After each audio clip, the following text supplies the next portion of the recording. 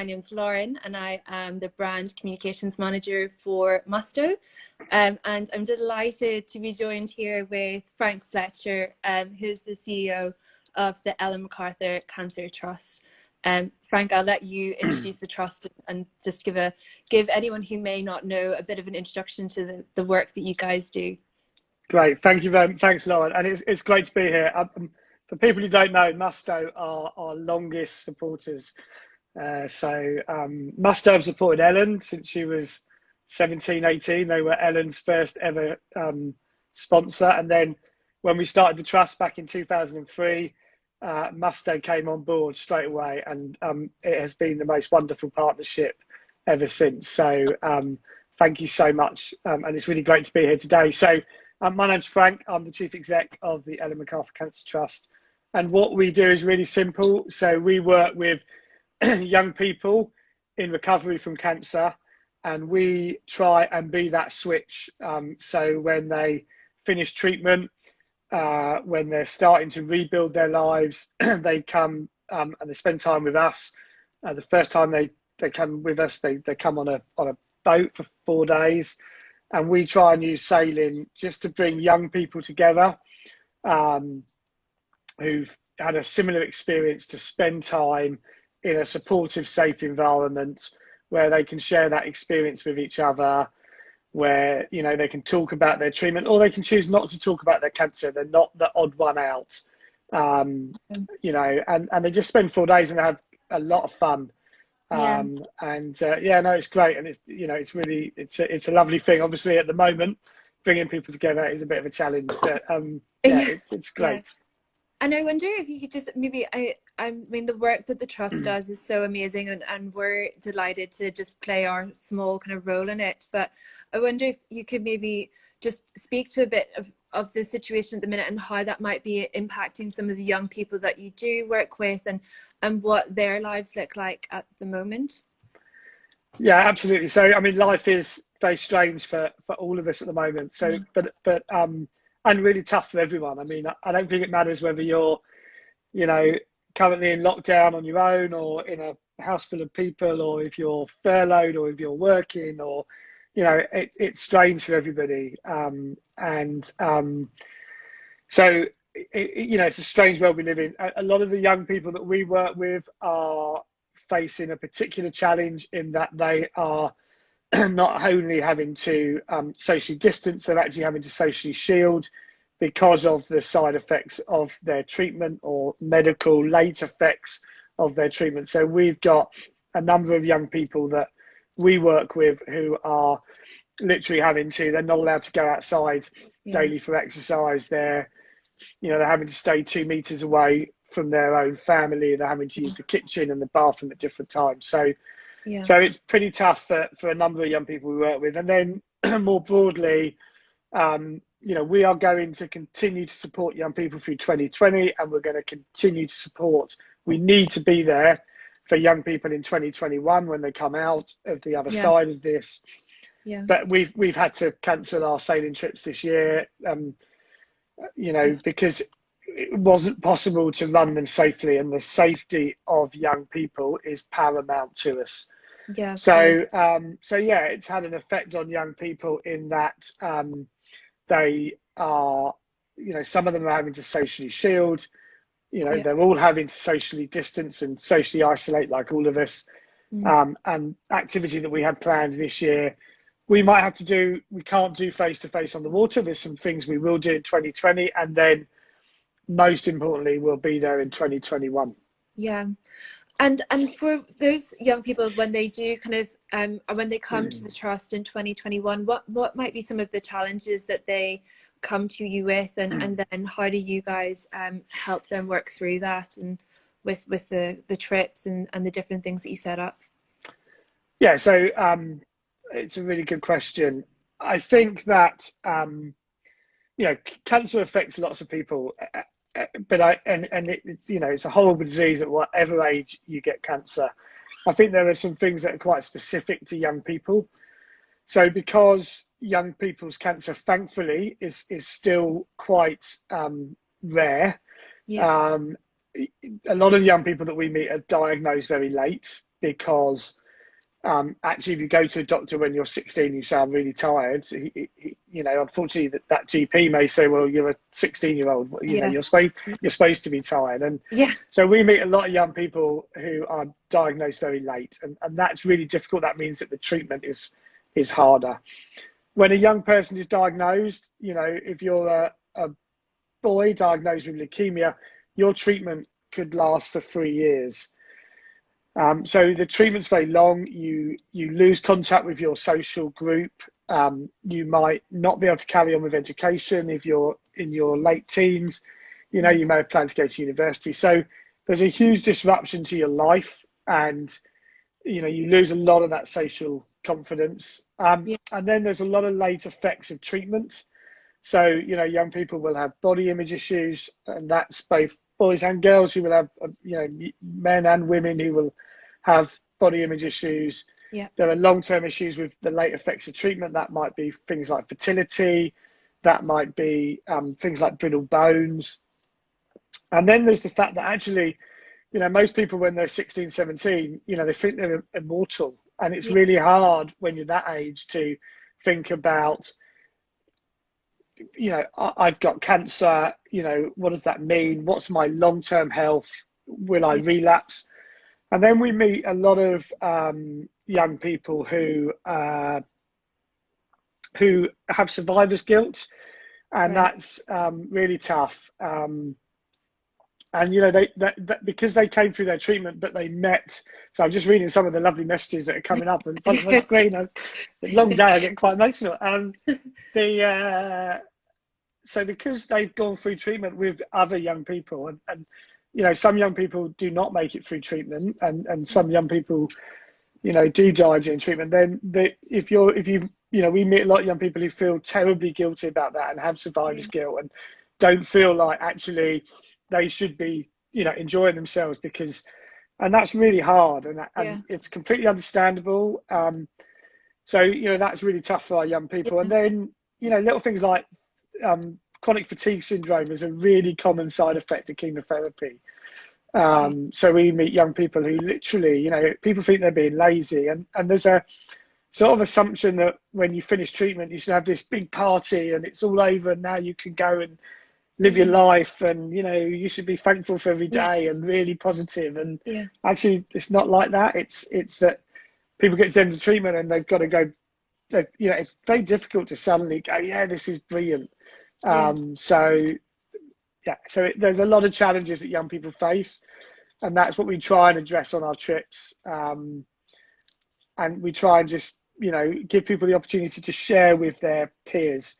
And the other thing that we do at the Trust is we have a lot of adult volunteers who were young people who sailed with us with cancer. So it's really powerful. So young people don't actually meet a huge amount of young people who had cancer, but then when they come on our trips, they not only meet other young people who've been through the same experience as them, they then also meet adults who had cancer as a young person or as a child and are now volunteers for us. And they've got families, mortgages, jobs, careers, and that's really powerful.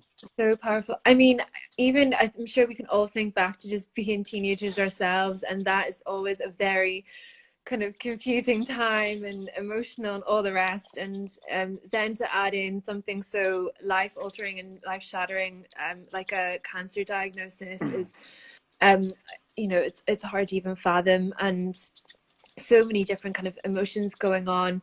I think one point that was so important is the isolation that these young people feel, and as you put it, like not being able to just do the normal things a teenager does, or having this big part of their lives that their peers can't relate to.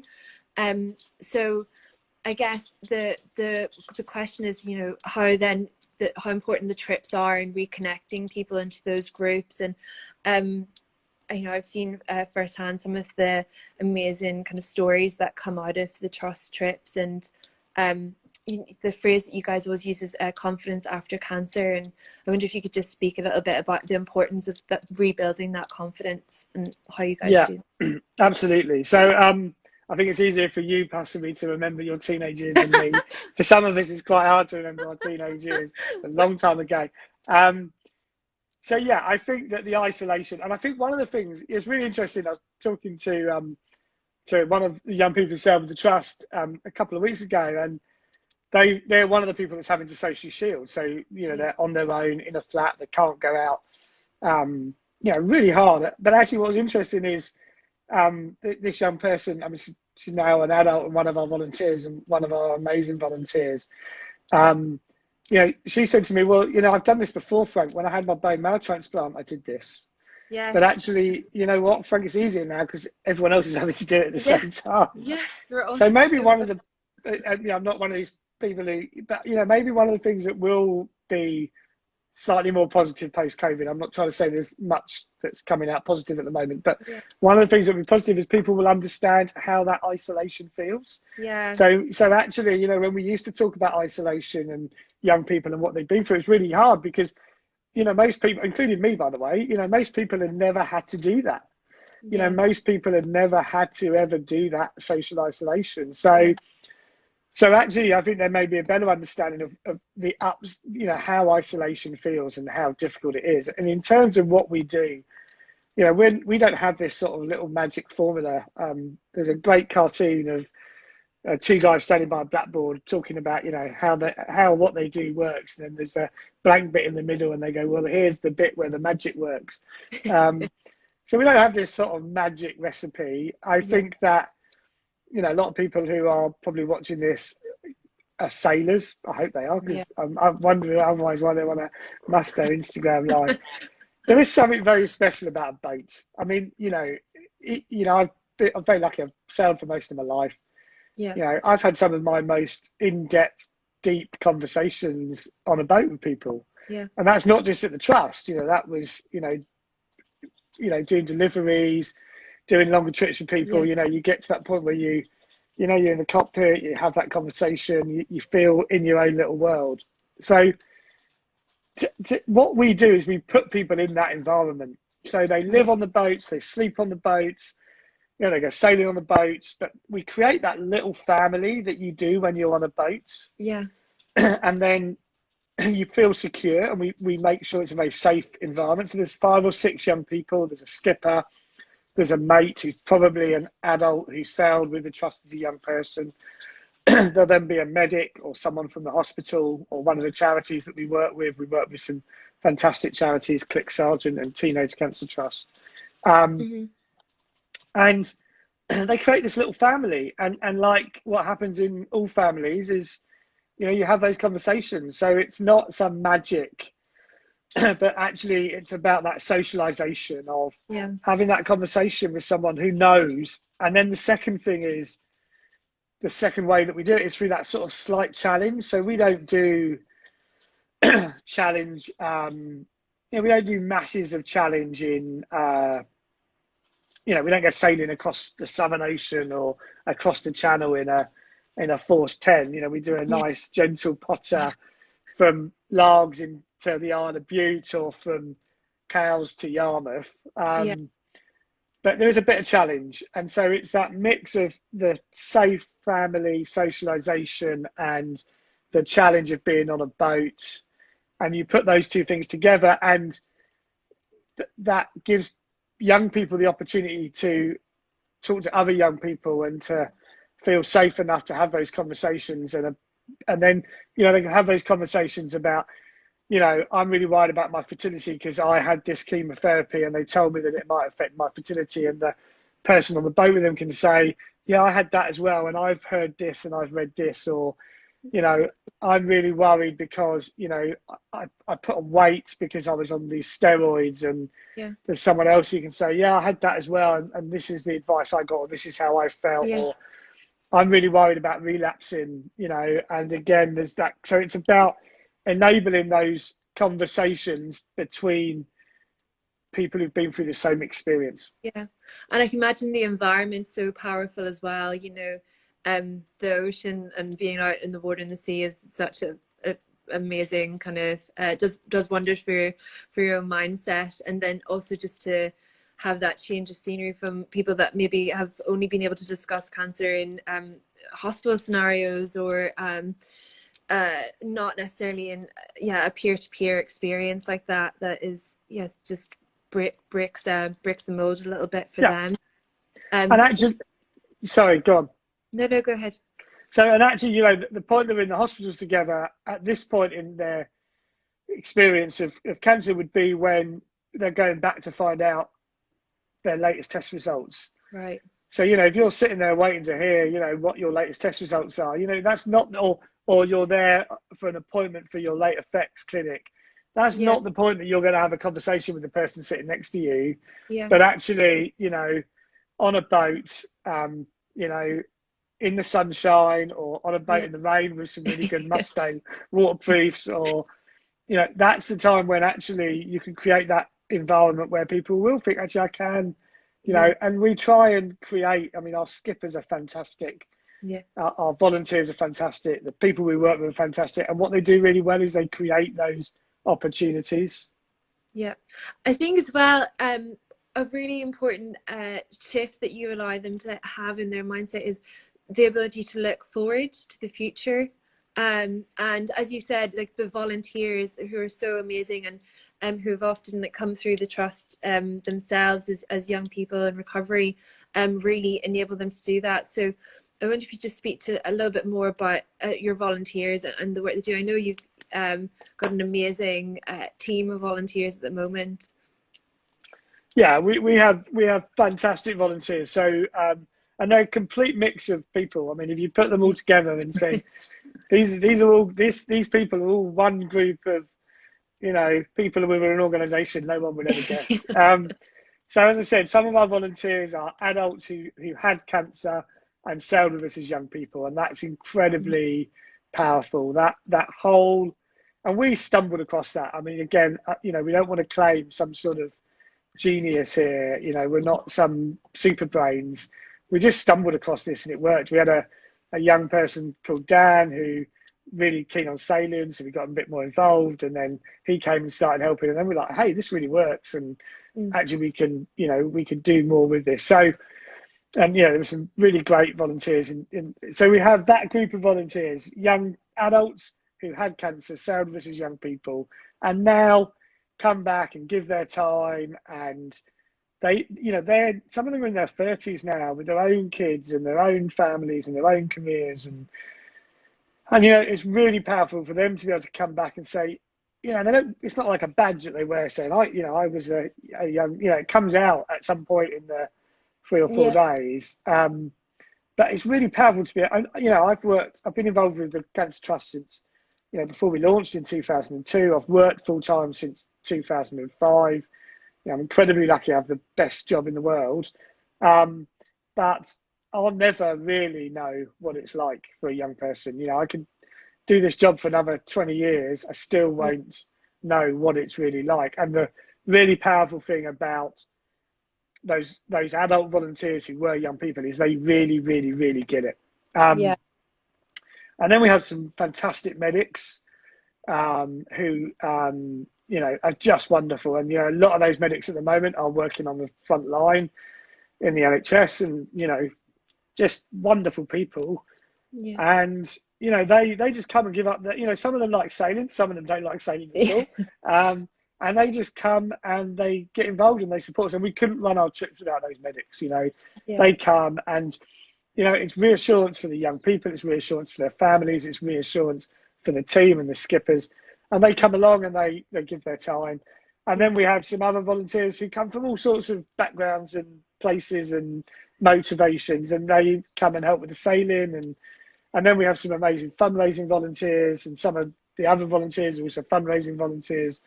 So we have some amazing people who get involved. And if you go to our website, you can, sorry, I had to get a plug in. Get the plug in, go first, it's over here for Ellen MacArthur Cancer Trust.org, and yeah, you can find out how to get involved and support that.